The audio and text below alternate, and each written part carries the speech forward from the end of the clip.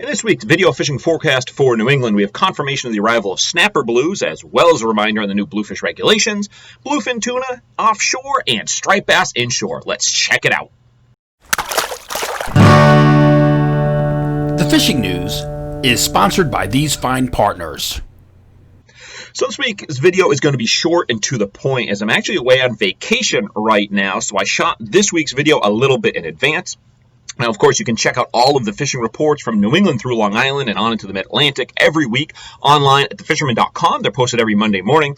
So here's what I'm able to round up before I left. And, of course, if I didn't touch upon an area where you plan or hope to fish this weekend, again, head on over to thefisherman.com, give a look through all of this week's reports, and I'm sure you will find what you need.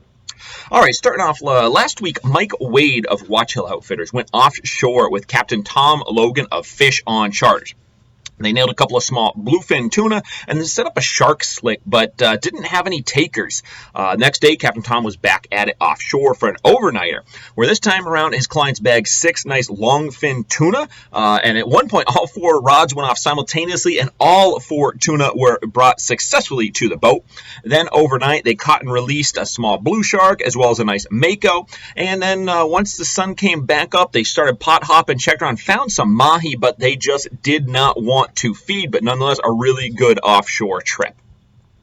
And then next up, I've been hearing for a little while now rumblings of snapper bluefish started to pop up here and there, but I didn't have any official confirmation, meaning I hadn't either spoken to someone directly who had got any or received any photos yet. Well, at the end of this past week, just before I left, I ran out, had to run some errands, met up with one of our advertisers, did some test casting on a prototype surf rod, brought my son along with me to get him out, get a little bit of fresh air, and he was tossing a simple snapper popper tubing rig, and he landed a pair of small snapper blues, dropped several more. We saw a bunch of them following the bait along in over just a couple of minutes time. So, these were not pan frying meal size snappers, more in line with the fluke bait size, but nonetheless, they are here. Confirmation that we're starting to get some snappers, at least in Connecticut.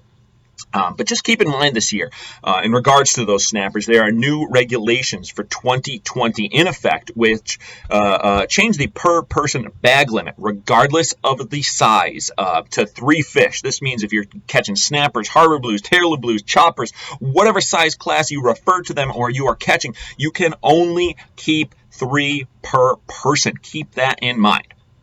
And then last up, striped bass action remains kind of spotty overall, as we've been reporting, unfortunately, all season long, but some decent catches are being made here and there.